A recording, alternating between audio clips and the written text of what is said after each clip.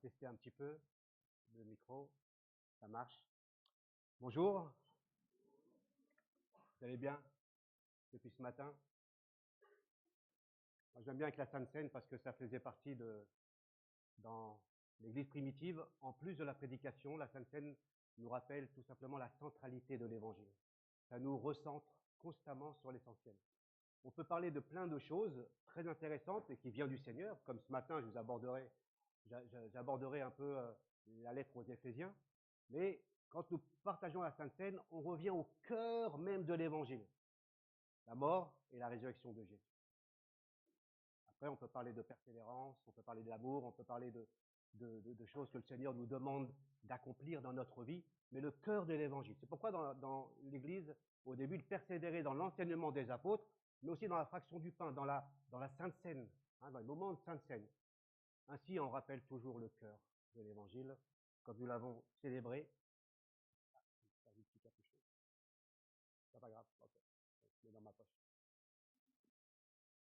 Donc, je vous invite à lire quelques versets dans la lettre aux Éphésiens. Nous allons aussi nous centrer et être à l'écoute de ce que Dieu veut nous dire dans sa parole. C'est lui qui parle encore aujourd'hui. Nous le croyons. Croyons que sa parole est toujours d'actualité. Elle ne fait pas partie de l'histoire en termes de choses, d'une parole qui est dépassée, parce que nous sommes au XXIe siècle. La parole de Dieu est toujours d'actualité aujourd'hui. À nous de la décrypter, de capter la voix de Dieu, de la comprendre et de l'appliquer au XXIe siècle. La parole de Dieu, elle est vivante. Je suis en train de te dire, mais pourquoi il me raconte ça? Je ne sais pas. Mais elle est vivante. Et si tu ne considères pas la parole de Dieu comme vivante, comme efficace, alors tu peux partir. Et je peux partir. Si elle est simplement un livre d'histoire, alors elle ne me sert à rien.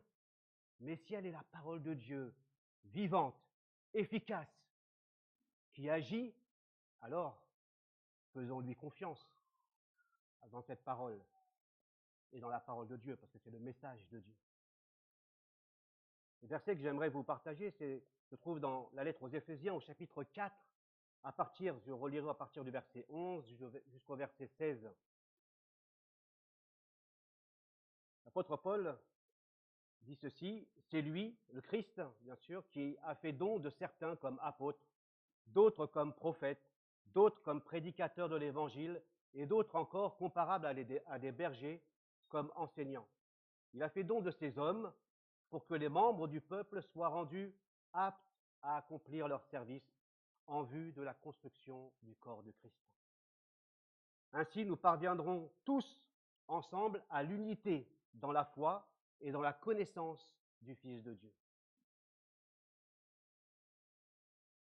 À l'état d'adulte, à un stade de maturité où se manifeste la plénitude qui nous vient du Christ. De cette manière, nous ne serons plus de petits enfants ballottés comme des barques par les vagues et emportés çà et là par le vent de toutes sortes d'enseignements, à la merci d'hommes habiles à entraîner les autres dans l'erreur. Au contraire, en exprimant la vérité dans l'amour, nous grandirons à tous égards vers celui qui est la tête, le Christ. C'est de lui, du Christ, que le corps tout entier tire sa croissance pour s'affermir dans l'amour, sa cohésion et sa forte unité lui venant de toutes les articulations dont il est pourvu pour assurer l'activité attribuée à chacune de ses parties. Si vous vous souvenez bien, nous avons déjà lu ces textes et nous nous sommes attardés un peu sur les versets 11 et un peu sur le verset 12. Et j'aimerais poursuivre un peu cette prédication à partir de ce texte-là. À partir du moment où Dieu a donné à l'Église des dons, il a donné des dons, des apôtres, des prophètes, des évangélistes, des pasteurs, docteurs, non pas pour que ces conducteurs puissent tout faire, mais pour qu'ils puissent équiper, former le peuple de Dieu à servir le Seigneur.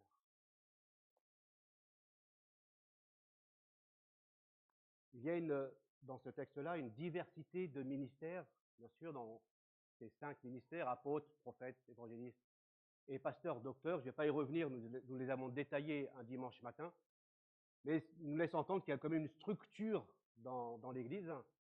Il y a des conducteurs qui sont là, que Dieu a placés également, des conducteurs qui sont faillibles, qui sont imparfaits, mais la Bible dit que nous sommes finalement des vases de terre fragiles dans lesquels nous portons un trésor. Et ce trésor qui est l'Évangile. Et Dieu a relevé le défi de utiliser des conducteurs comme des vases fragiles pour communiquer l'Évangile. Comme vous êtes des vases fragiles, comme dit l'apôtre Paul, des vases de terre dans lesquels l'Évangile demeure.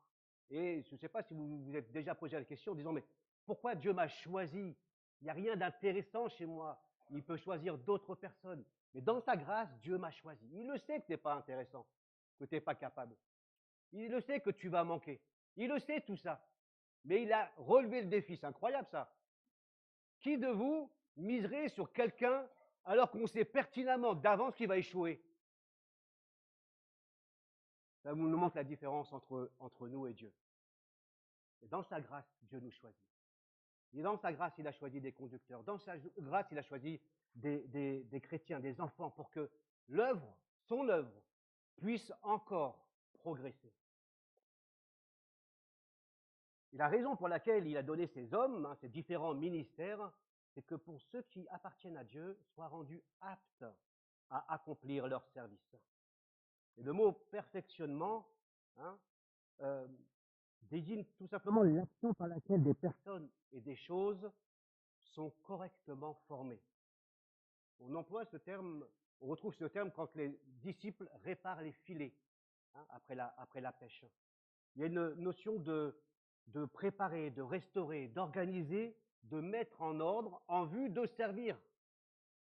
Et donc Dieu veut constamment nous former.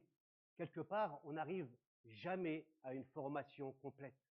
Même quand vous avez eu votre diplôme dans n'importe quel domaine, rassurez-moi, il y a toujours une formation continue. Si le médecin ou le chirurgien s'est arrêté en 1960, d'accord, et qu'il n'a pas su poursuivre cette formation continue, je ne pense pas que vous iriez le voir. Et donc nous sommes tous en formation. Et avec le Seigneur, nous sommes au corps à l'école de Dieu. Et l'école de Dieu ne s'arrête pas. Elle ne s'arrête pas. Elle s'arrêtera quand Dieu reviendra nous chercher. Et nous sommes les uns les autres aussi constamment dans cette formation. Encore faut-il être disposé à recevoir de Dieu son enseignement. D'être, comme on dit parfois, être enseignable. Avoir un cœur ouvert à l'évangile. Avoir un cœur ouvert à l'action de l'esprit dans ma vie. Et tu le sais comme moi, tout dépend comment tu l'accueilles dans ta vie. Si tu veux le laisser faire, ou bien parfois tu te sens, tu vas plus être chez toi si l'Esprit de Dieu prend toute la place. Mais quand tu le laisses, alors tu perds rien. Au contraire, tu gagnes avec le Seigneur. Donc le rôle des conducteurs dans une église n'est pas d'accomplir tous les ministères, c'est plutôt de préparer, d'accompagner, d'équiper aussi les chrétiens à servir Dieu. On l'a dit ensemble, les responsables ne sont pas parfaits. Alors, quand je parle des conducteurs, ça peut être le pasteur, ça peut être les anciens, ça peut être les membres du comité, ça peut être les responsables d'école du dimanche. Vous avez toutes sortes de responsables et ils sont imparfaits. Ça, c'est prendre conscience que ces conducteurs sont imparfaits, c'est un avantage. On est moins déçu quand ils font un faux pas. Vous voyez? On est moins déçu. Prendre conscience que ces personnes sont imparfaites, c'est simplement nous rappeler que la Bible dit que nous bronchons tous d'une manière ou d'une autre. Que nous ayons 3 mois de vie chrétienne ou 50 ans de vie chrétienne, nous bronchons tous d'une manière ou d'une autre. Mais leur rôle, c'est d'équiper pour que chacun d'entre nous puisse trouver des occasions de servir le Seigneur, d'être apte à le servir. L'Église ne doit pas ressembler à un autobus. Vous avez un conducteur, vous imaginez, vous êtes dans un grand autobus comme ça et moi je suis le conducteur, vous voyez? Il n'y en a qu'un qui conduit. Ce n'est pas le modèle que nous trouvons dans ce texte-là. Le modèle, c'est que finalement, c'est plutôt une auto-école où chacun va apprendre à conduire d'autres vers une direction, à les conduire vers l'évangélisation, à les conduire vers l'enseignement des enfants, à les conduire vers les jeunes, à les former, à les équiper. Donc si nous multiplions ces conducteurs, chacun va former, comme dans une auto-école, d'autres conducteurs aussi. Bien sûr, il y a un temps aussi, on ne peut pas servir n'importe comment. On ne peut pas non plus attendre d'avoir une formation complète pour servir le Seigneur. Hein. Pense plutôt à la formation en alternance. Hein. On reçoit de Dieu et ensuite on met en pratique. C'est ça. On n'a pas besoin d'attendre une formation théologique complète. Non, on peut aussi simplement y aller comme ça. Et au fur et à mesure, on ressent le besoin d'être formé, d'être équipé encore. Tu vois un peu la différence? Parfois, il y a des personnes qui pensent qu'on va aller à l'institut de théologie, dans une faculté de théologie, puis ensuite je vais être équipé. Non, ça ne marche pas comme ça. Parce qu'il te manque la pratique à ce moment-là. Il y a un peu cette alternance. On avance avec le Seigneur, avec ce qu'on sait de lui, avec notre zèle, avec notre foi, et en même temps conscient de nos lacunes et que nous allons essayer de combler. Et donc Dieu nous forme aussi, il y a donc un processus d'apprentissage, puisque les conducteurs accompagnent et forment, c'est qu'il y a forcément un processus d'accompagnement. Et on le retrouve dans la Bible. Nous avons des duos qu'on retrouve facilement dans la parole de Dieu, par Moïse et Josué. Josué était l'assistant de Moïse. Josué était l'assistant de Moïse. Là où était Moïse, Josué était là. Élie, Élisée. Élie va prendre Élisée avec lui, dans l'apprentissage, dans l'accompagnement. Jésus et les 12. Il prend 12 personnes avec lui. Et dans les 12, vous savez qu'il y a plusieurs cercles d'intimité, d'intime avec Jésus. Hein, les plus intimes sont Pierre, Jacques et Jean. À chaque fois, pour la transfiguration, jardin de Gethsémane, il prend Pierre, Jacques et Jean. Donc il y a des cercles d'intimité avec Jésus. Il leur amène son disciple bien-aimé, comme on le rappelle. Et donc, vous avez là un processus d'apprentissage également avec Jésus et ses apôtres. Nous avons Barnabas et Paul.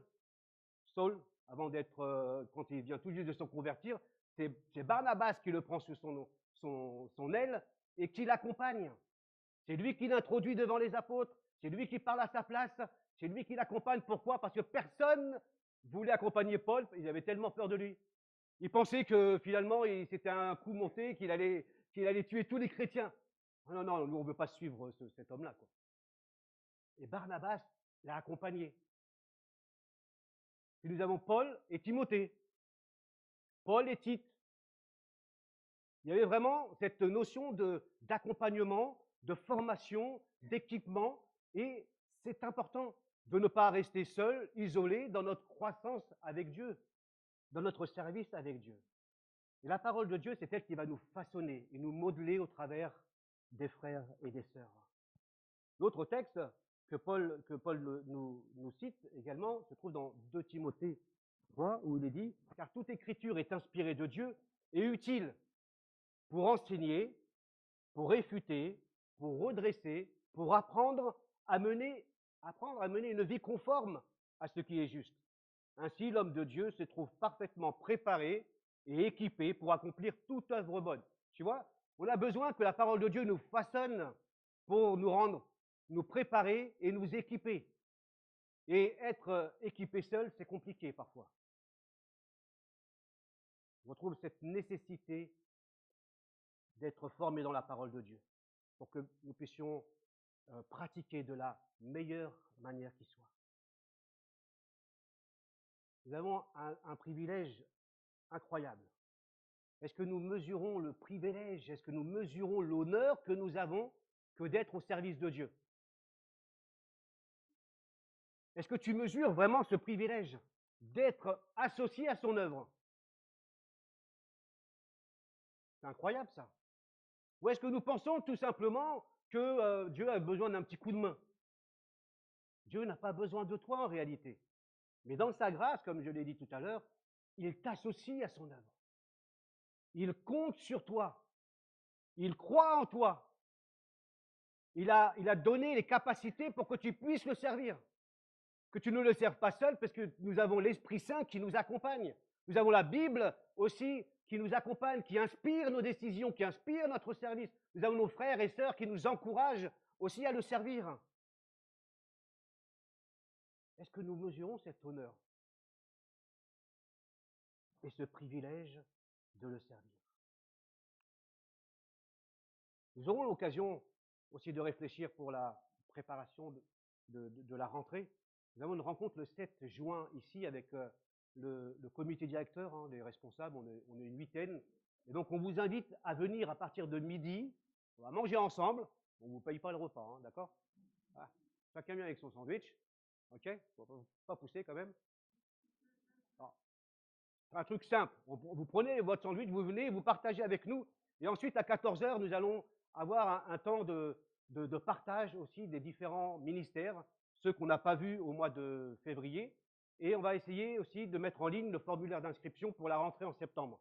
Donc ça, c'est super important de s'inscrire. Ouais, je veux servir le Seigneur, et on vous dira à quel moment vous pouvez vous inscrire. Comme ça, le 7 juin, on pourra aussi voir dans quel domaine vous voulez vous impliquer. Si vous voulez simplement donner un petit coup de main à Dieu, alors ce n'est pas la peine. Il n'a pas besoin d'un petit coup de main. Il a besoin, on verra, de disciples qui veulent le suivre et qui veulent le servir. Mais le servir, c'est après le suivre. Suivre le Christ, c'est renoncer à sa vie. Celui qui me suit, dira Jésus, qui renonce à sa vie, qui porte sa croix et qui me suit. Et ça, c'est important. Quel honneur qu'on a de servir le Seigneur. Si demain on vous disait que vous allez être invité par le président de la République, quel qu'il soit, même Trump, ouais. Hein? Non, ouais, c'est une bonne place. Hein. Je ne parle pas de l'homme, hein. Je te parle de la place. Hein? N'importe quel homme politique. Être le bras droit de Musk. Ah, oh, quel honneur. Et là, vous avez commencé à dire, là, je travaille pour M. Musk. Je n'ai pas l'impression qu'on réagisse comme ça avec Dieu. Bon, je viens parce que ce matin, je ne sais pas, j'arrivais pas à dormir, je viens au culte. Ouais, il faut que je tue le temps. Non, Dieu, c'est le créateur des cieux et de la terre. C'est celui qui nous a sauvés aussi. C'est celui qui a fait de nous ses enfants. C'est celui qu'un jour, la Bible dit qu'il va revenir. Alors ce n'est pas n'importe qui.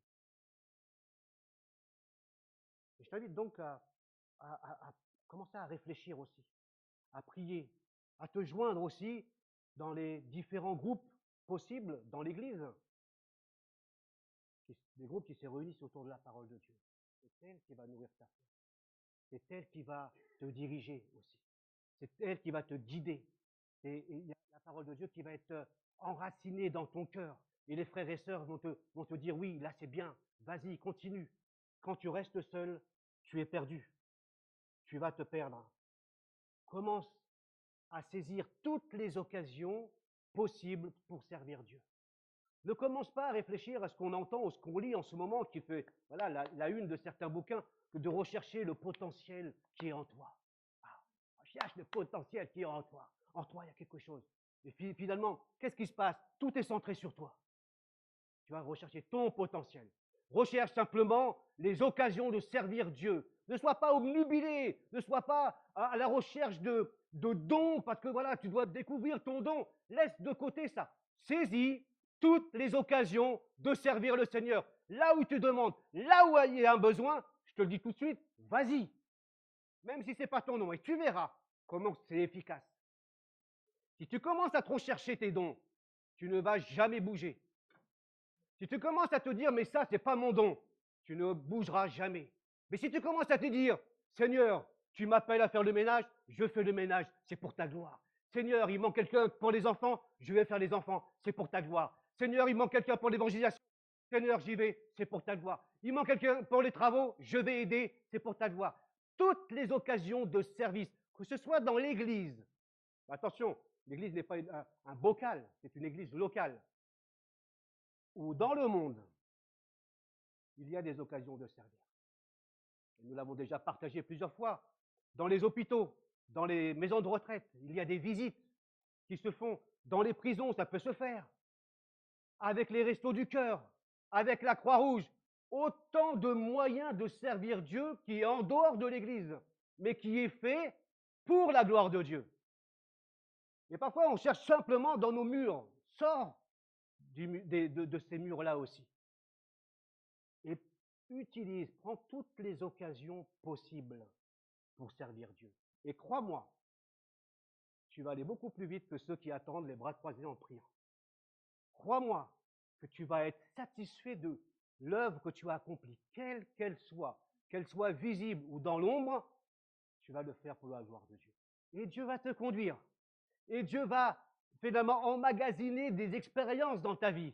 Tu vas expérimenter différents domaines que tu n'aurais jamais pensé. Tu vas rencontrer des joies, des luttes, des défis, mais tu vas voir que dans tous ces domaines-là, rien n'a été vain parce que tu as appris. Et au fur et à mesure, Dieu va te conduire. Il va te révéler le don que tu as par le biais de frères et de sœurs. Et je t'encourage vraiment à te consacrer au Seigneur, sans chercher à connaître ton don. Parce que parfois, même dans certaines églises, ça commence avec une recherche orgueilleuse, la réalisation de soi, l'épanouissement de soi. Dieu ne recherche pas ton épanouissement personnel. Quand il t'associe à son œuvre, c'est pour l'avancement de son royaume.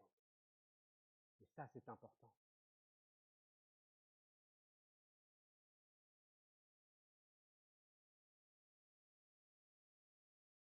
L'apôtre Pierre dira, vous aussi, comme des pierres vivantes, vous qui formez un temple, édifiez-vous.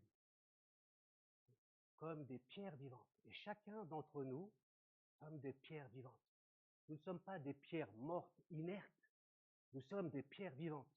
Et hier, à l'école biblique, c'est Nathalie qui disait que une maison sans un pan de mur, il manque quelque chose. Oui, imaginez ce bâtiment avec des trous un peu partout. Il manque quelque chose. L'Église est le rassemblement des croyants, ce n'est pas le bâtiment. Et donc chacun d'entre nous sommes encouragés comme des pierres vivantes à édifier l'édifice, le temple de Dieu, son œuvre. Chacun de nous, quel que soit votre âge, quelle que soit votre maturité spirituelle, vous devez vous considérer comme des pierres vivantes à l'œuvre pour Dieu. Vous êtes des pierres vivantes et des pierres vivifiantes. Toutes les fois où vous œuvrez pour Dieu, vous apportez la vie là où vous œuvrez. Est-ce que vous avez conscience de cela? Quand tu fais quelque chose pour Dieu, tu apportes la vie, tu communiques quelque chose. Tu ne le vois peut-être pas, tu ne le ressens peut-être pas, mais les autres sont au bénéfice de ce que tu fais, de ce que tu dis et de ce que tu as accompli. Chacun d'entre nous. On raconte l'histoire d'une vieille église construite au XVIe siècle. Et l'architecte n'avait prévu ni lumière, ni fenêtre dans l'église. Mais chaque chaise avait un récipient pour une lampe. Le dimanche, les membres de l'église venaient chacun avec sa lampe. Et si quelqu'un restait chez lui, il n'y avait pas de lumière à sa place. Et l'église était plus sombre. Pour que l'église soit lumineuse, il fallait que tout le monde vienne. Wow, je trouvais cette image formidable. S'il manque des pierres vivantes, c'est comme s'il y a des trous sur ce bâtiment-là. Et chacun apporte par son service au Seigneur cette édification. Et tu es comme, pour reprendre l'histoire, comme une lumière qui brille, qui témoigne de Dieu au travers de toi. Personne ne peut briller à ta place. Ça, c'est super important. Et c'est important de se dire, Seigneur, est-ce que je suis capable de briller? Oui, tu es capable de briller. Parce que tu es une pierre vivante. Tu as été racheté par Dieu. Si tu as confié ta vie à Dieu, tu appartiens au Seigneur. Si tu appartiens au Seigneur, alors tu as l'Esprit de Dieu. Et si tu as l'Esprit de Dieu, tu brilles et tu représentes le Seigneur. Oui, quelle que soit la flamme, tu brilles pour le Seigneur. Et ça nous évite de dire, bah non, moi je ne viens pas, ma présence ne servira à rien, ça ne va rien apporter de plus. Ta présence, elle est fondamentale pour le Seigneur. Le Seigneur compte sur toi et tu dois briller. Tu dois briller. Jésus dira, cette lumière, on ne peut pas la mettre sous le boisseau.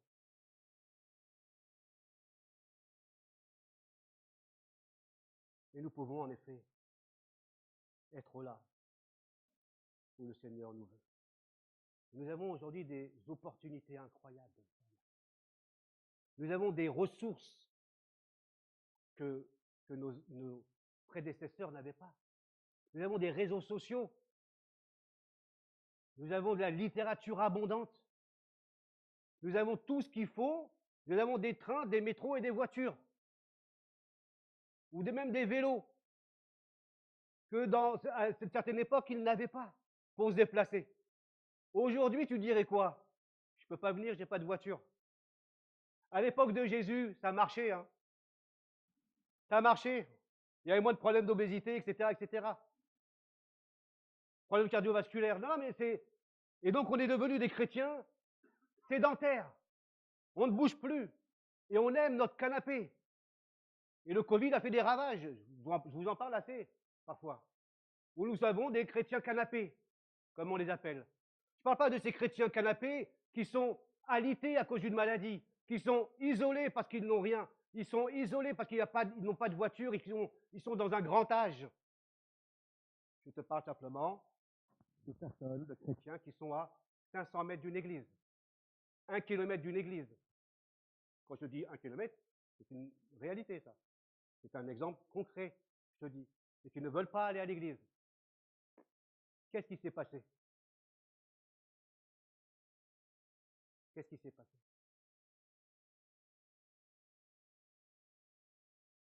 Le confort nous a apporté énormément de bienfaits.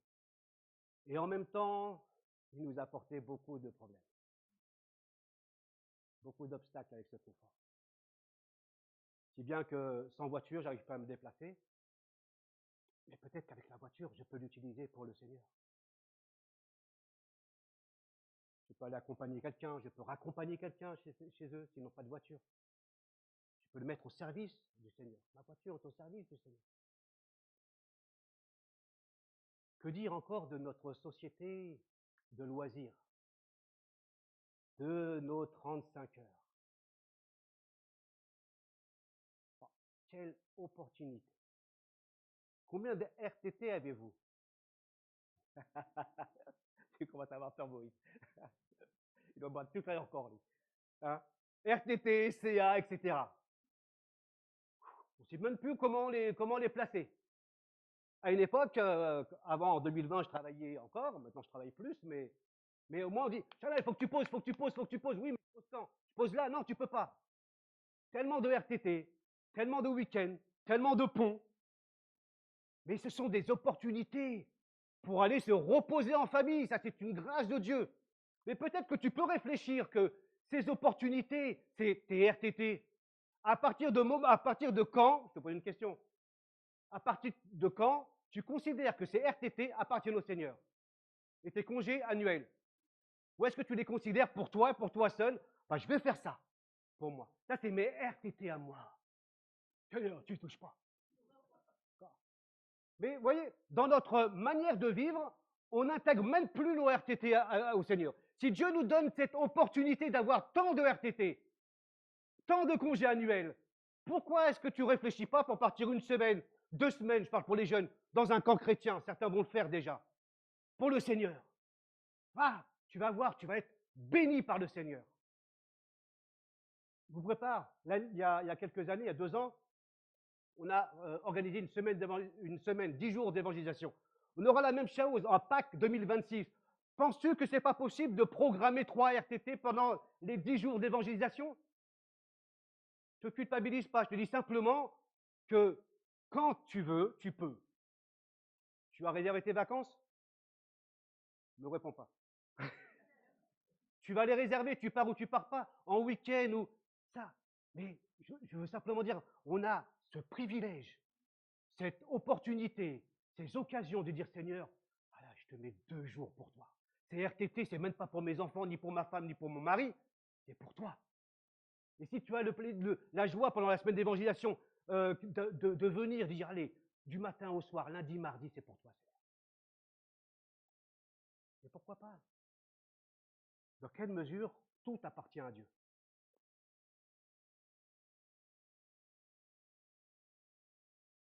Nous n'avons pas besoin d'attendre le dimanche pour devenir serviteurs de Dieu. Nous le sommes 7 jours sur 7, là où le Seigneur nous a placés. Quel que soit le service accompli, dans l'ombre ou en public. Ce qui est important n'est pas tant ce que nous accomplissons comme service, mais celui que nous reflétons au travers de notre service. Celui que nous reflétons au travers de notre service. Peut-être pour aller plus loin, ce qui compte plus encore, ce n'est pas mon service en lui-même, mais c'est l'esprit avec lequel je vais servir. Et pour qui je vais le faire. Et ça, service à la gloire de Dieu, ça change tout. Un service fait et accompli d'une manière désintéressée pour le royaume de Dieu. Voilà ce pourquoi nous sommes formés. C'est pour servir le Seigneur. Quelle grâce et quel privilège. L'apôtre Paul poursuit en vue de la construction ou l'édification du corps. Le but à atteindre, c'est d'édifier son œuvre. C'est de construire son royaume. Et nous savons qu'il y a tant de gens qui essaient de déconstruire l'œuvre de Dieu. Des gens qui s'opposent à l'Église, qui s'opposent à Dieu, qui mettent des bâtons dans les roues à Dieu, qui critiquent l'Église. Parfois, ils ont raison. Les critiques sont justifiées, elles sont fondées. Elles sont fondées. Parfois, non. Il n'est pas rare de trouver des systèmes de pensée, en effet, qui cherchent à déconstruire, à prouver l'existence de Dieu.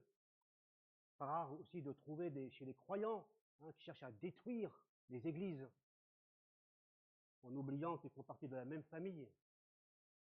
Et donc ils s'entretuent entre chrétiens. L'apôtre Paul dirait, ils se mordent les uns les autres, oubliant qu'on appartient au même Dieu, qu'on a un même Sauveur, et qu'on déconstruit ce que Dieu bâtit.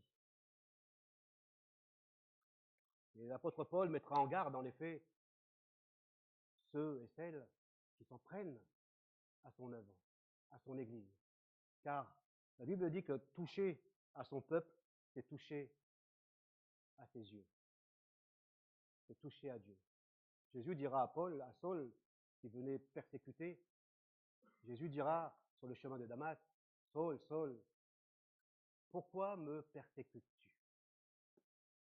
Saul ne persécutait pas Jésus, mais quand on persécute l'Église, on persécute Jésus. Et si tu persécutes Jésus, si tu détruis l'œuvre de Dieu, tu détruis l'unité que Dieu bâtit, alors tu t'en prends à Dieu. Et Dieu n'aime pas tellement qu'on s'en prenne à son œuvre. Dieu, il nous a créés en Christ, il a créé cette unité. Ça, c'est important. Et cette unité, nous devons la conserver. Elle nous est donnée par l'Esprit.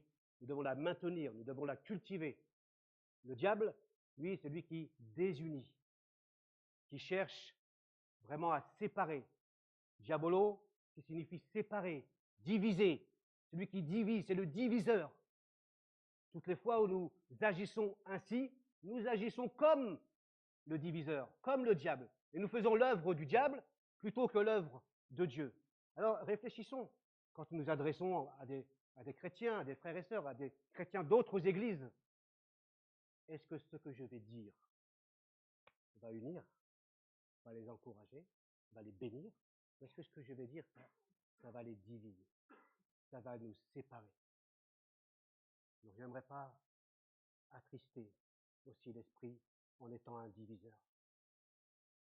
Mais Paul dira que Dieu lui a donné l'autorité pour construire et non pour renverser. Et Dieu nous donne l'autorité aussi pour construire et non pour renverser ce que Dieu a bâti. Et que finalement, nous sommes aussi de ceux qui veulent construire, édifier le corps du Christ. Notre implication aura pour résultat la croissance de l'Église, la croissance numérique, mais aussi la croissance qualitative.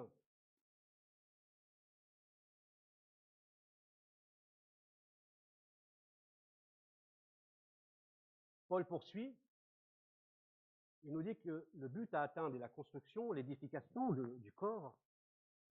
Et au verset 13 à 16, il nous appelle à la maturité spirituelle. Ainsi, en servant, en se mettant au service du royaume, eh bien, nous parvenons à la maturité spirituelle. C'est ainsi que nous parviendrons tous ensemble à l'unité de la foi et dans la connaissance du Fils de Dieu, à l'état d'adulte, à un stade où se manifeste toute la plénitude qui nous vient du Christ. Versets 13 à 16 nous souligne la maturité spirituelle. Littéralement, l'expression désigne un homme mûr, adulte, dans la force de l'âge. Et cette maturité spirituelle, elle se traduit de 5 manières. Elle se traduit par l'unité dans la foi et dans la connaissance du Fils de Dieu. Plus nous grandissons dans la connaissance du Fils, plus nous connaissons le Fils, plus nous sommes en relation et en communion étroite avec Jésus, au travers de la parole de Dieu, de la méditation de sa parole, de la prière, plus notre unité sera solide. Plus nous ferons le distinguo entre ce qui est utile et ce qui n'est pas utile, ce qui va édifier et ce qui va éloigner. Et donc, plus tu vas te familiariser dans ta communion avec Jésus, plus tu vas savoir ce qui plaît à Dieu et ce qui ne plaît pas à Dieu. Ce qu'il faut dire et ce qu'il ne faut pas dire. Parce que tu as le souci de plaire à Dieu et de ressembler à Jésus. Et donc, tes pensées, tes paroles, tes actions vont refléter le Christ. Voilà. Quand plus tu connais le Christ, plus ton attitude, elle change.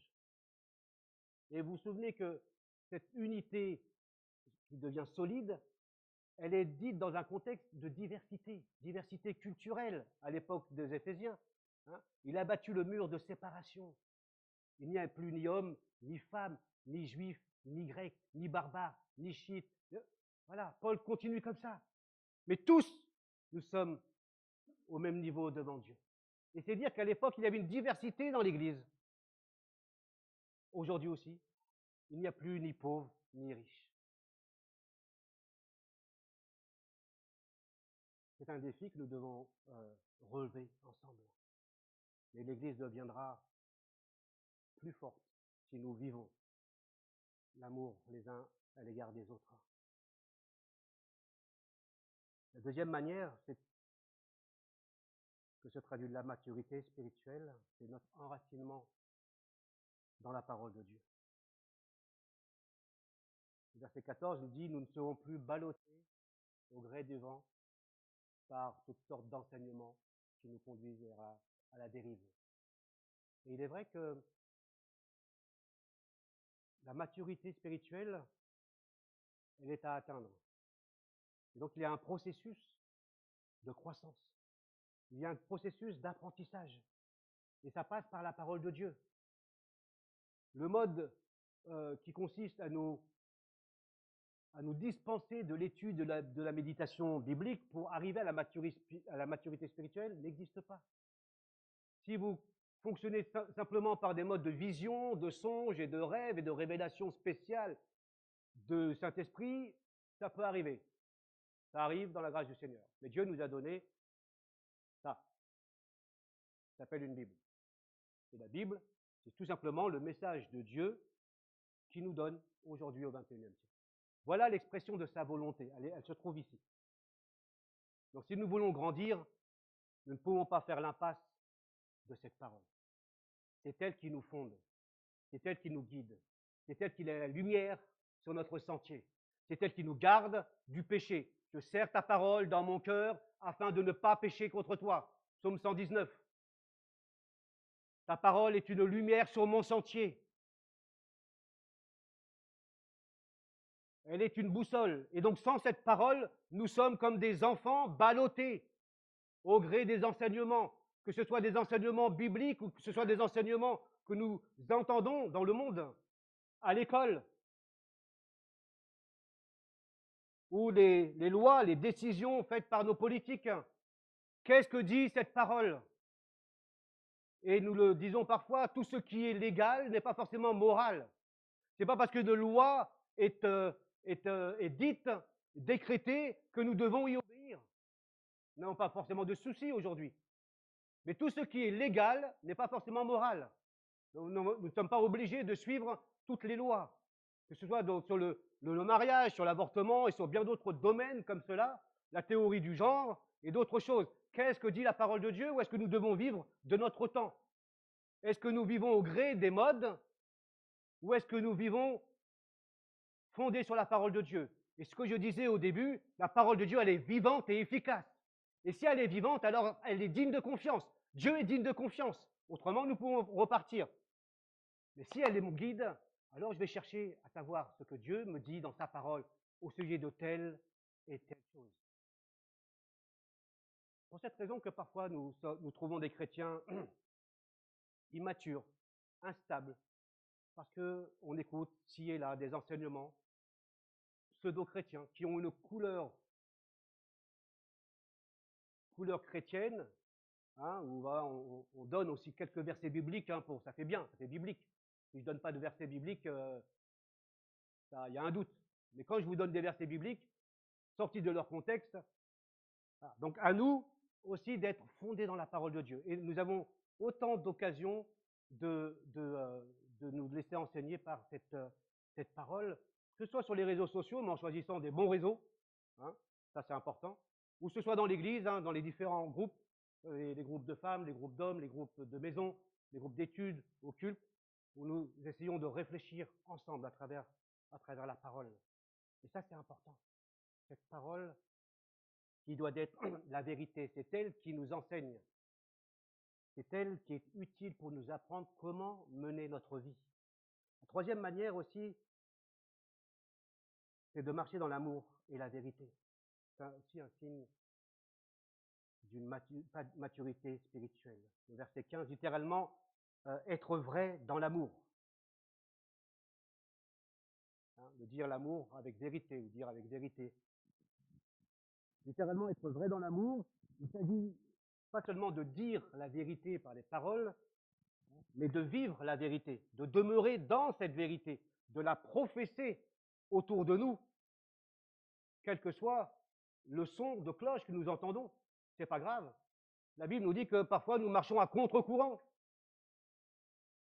des modes et des valeurs de ce monde. Nous sommes comme des étrangers et des voyageurs sur cette terre. Nous ne sommes pas aussi des gens qui vont essayer de se mouler avec ce monde, avec certains enseignements. Parce que tout ce qui est du monde n'est pas mauvais, bien sûr. C'est pourquoi nous devons avoir du discernement pour faire le tri.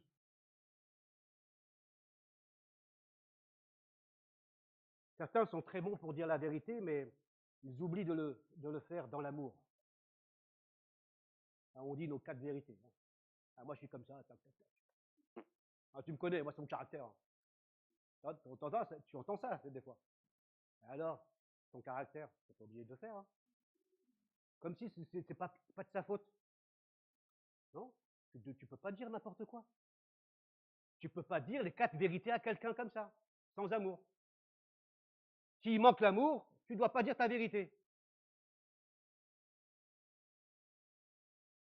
D'autres, par amour, eh ben, ne disent plus rien, également. Hein, c'est un amour qui devient faible, parce qu'on ne dit pas la vérité. La Bible nous rappelle que l'Esprit de Dieu qui nous a été donné est appelé l'Esprit de vérité. Nous devons marcher dans la vérité. Et l'Esprit de Dieu est celui qui produit en nous l'amour. Vous êtes d'accord? Avec le fruit de l'Esprit.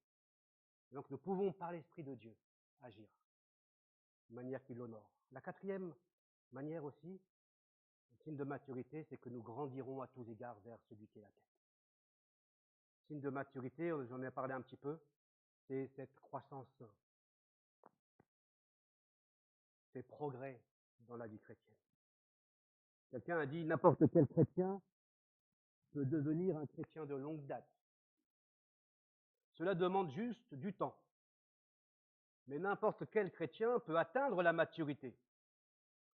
Mais nombreux sont ceux qui ne le veulent pas. Comment se fait-il que certains chrétiens grandissent dans la foi et d'autres non? Comment se fait-il que certains grandissent et d'autres restent bébés? Qu'ils n'ont pas changé d'un iota depuis leur conversion. Un bébé immature et instable, c'est normal. Un bébé à 40 ans, on est gentil, mais bon, ça fait mauvais genre. Avec une couche et un biberon, ça fait mauvais genre. Je vous laisse le soin d'imager. D'accord? Nous désirons devenir une assemblée adulte, consciente de nos faiblesses, de nos manquements, conscients du chemin à parcourir. Nous comptons sur Dieu qui nous rende capables de vivre et de refléter le Christ. Parce que Dieu attend de nous que nous marchions de progrès en progrès dans la maturité spirituelle. Et cela est rendu par l'action de l'Esprit qui agit au travers de chacun d'entre nous. Et nous avons tous des parcours de vie différents, des parcours qui nous ont forgés, qui nous ont éduqués en bien ou plutôt en mal. Hein. De même, nous avons des parcours de vie chrétienne, des parcours de vie avec Dieu différents. Dieu nous a trouvés à un moment donné dans tel lieu, dans tel chemin. Et nous avons expérimenté la grâce de Dieu dans notre vie. De même, nous grandissons tous à un rythme différent. Peu importe à quelle vitesse nous grandissons. Ce qui est important, c'est de grandir avec le Seigneur. Un commentateur, Foster, a écrit « La superficialité est la malédiction de notre temps ». Ce dont nous avons le plus besoin aujourd'hui, ce n'est pas de plus grand nombre de gens intelligents, ni de gens doués, mais de gens plus profonds. De gens plus profonds, qui désirent progresser avec le Seigneur, qui sont conscients de leurs manquements. Et nous avons besoin de grandir dans la connaissance de la parole de Dieu, dans notre caractère aussi. Il ne s'agit pas simplement d'emmagasiner un savoir et des connaissances de la parole. Ça, c'est super, c'est bien. Mais il faut que cela soit digéré et soit appliqué dans notre vie de tous les jours. L'apôtre Paul dira d'une certaine manière à Timothée que lui, il ne transmet pas simplement un savoir. Il veut aussi lui transmettre un modèle de vie. Un modèle de vie. C'est-à-dire comment on reflète Christ dans la vie de tous les jours. Il dira à Timothée, mais toi, Timothée, tu as pu m'observer dans mon enseignement, tu as reçu mon enseignement, tu as vu ma conduite, tu as vu ma foi, tu as vu ma patience, tu as vu mon endurance, mon amour, tu as vu. Il ne s'agit pas de communiquer un savoir, mais de communiquer aussi un modèle de vie. Et quand tu communiques ce modèle de vie, tu donnes envie aux autres. Tu donnes envie aux autres. Tu dis, comment il y arrive? Comment? Parce qu'il laisse son cœur ouvert à l'action de l'Esprit. Et Dieu veut aussi agir dans nos vies également. Paul dira aussi à Timothée que tes progrès soient évidents. Tes progrès dans la foi. Parfois, les épreuves sont là pour étirer comme un élastique ta foi, pour qu'elle grandisse, pour qu'elle soit mise à l'épreuve d'une certaine manière, pour que ta foi puisse dépendre davantage de Dieu. Peut-être que tu dois grandir face à une tentation à l'égard de quelque chose de particulier. Peut-être que, voilà, chacun doit progresser dans un domaine ou un autre. Et Dieu te dit, là, tu dois progresser, tu dois apprendre à pardonner, tu dois apprendre à pardonner, tu dois apprendre à aimer, tu dois apprendre encore et encore. Pardon. Et nous avons besoin de progresser et de compter sur la grâce. Et enfin, le verset 16 nous dit que de lui, du Christ, le corps tout entier tire sa croissance. Cela nous rappelle à la dépendance à l'égard de Dieu. L'Assemblée tend à la maturité spirituelle, à l'image du Christ, et en même temps, elle tire sa croissance et sa vie de Christ. Et donc, sans lui, nous ne pouvons pas grandir. Sans son œuvre en nous, nous ne pouvons pas grandir. Et donc, il permet que l'Assemblée puisse s'affermir dans l'amour, avec une cohésion, une unité forte, venant de toutes les articulations dont il est pourvu. Et les articulations, dit le réformateur Calvin, il comprenait que les articulations représentaient les ministères des conducteurs et des responsables, ceux qui sont là pour former. Ils sont comme les articulations qui favorisent la croissance de l'Église en encourageant les uns et les autres à trouver leur place dans cette œuvre de Dieu. Mais on peut dire aussi que tous ceux qui jouent un rôle particulier dans la communauté en tant que responsables visent aussi et sont comme des articulations qui favorisent cette croissance. Mais encore une fois, cette croissance ou cette cohésion, cette unité n'est possible que si nous tirons notre force du Seigneur Jésus. Cette vitalité, cette puissance est possible que quand le corps est connecté à la tête, le Christ. C'est lui qui gouverne, c'est lui qui inspire, c'est lui qui anime, c'est lui qui donne vie à son corps par l'Esprit pour que son corps soit la gloire de son nom. Jésus dira, je termine, je suis le cep et vous êtes les sarments. Celui qui demeure en moi et en qui je demeure portera du fruit en abondance, car sans moi, vous ne pouvez rien faire. Tout se fait à partir de Christ. Je vous invite à la prière silencieuse. Chacun peut se placer devant Dieu, lui dire quel immense privilège nous avons de le servir, qui nous fortifie pour que nous puissions être audacieux, zélés pour lui,